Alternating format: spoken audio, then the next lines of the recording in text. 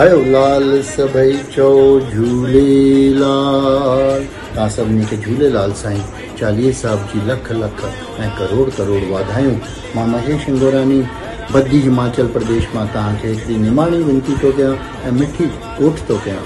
श्री झूलेलाल सेवा समिति सेक्टर 37 गुरुग्राम हिन आर्तवार खां 6 ॾींहं, हिन आर्तवार 20 जुलाई ऐं हुन खां पोइ छंछरु 26 जुलाई जेको चंड जो ॾींहुं आहे, ऐं हुन खां पोइ 3 ऑगस्ट ऐं हुन खां पोइ 10 ऑगस्ट ऐं हुन खां पोइ 17 ऑगस्ट ऐं लास्ट झूलेलाल साईं चालीहे जो समापन ॾींहुं 24 ऑगस्ट।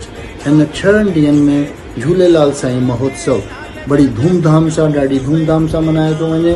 ऐं ही सेक्टर 37 गुरुग्राम में झूलेलाल मंदिर बि ठहियो आहे नओं, हुन में धूमधाम सां मल्हायो थो वञे, जंहिंमें बहिरानो साहिब बि थींदो ऐं वॾा वॾा कलाकार, इंटरनेशनल कलाकार पूरे भारत मां अचनि था, जेके मौज मचाईंदा। तव्हां सभिनी खे निमाणी विनती आहे त पंहिंजे परिवार ऐं मिट माइटनि सां हिते अचो, गुरुग्राम में सेक्टर 37 में अचो ऐं सहयोग ॾियो पंहिंजो ऐं सिंधी एकता खे वधायो। आयो लाल सभई चओ झूलेलाल।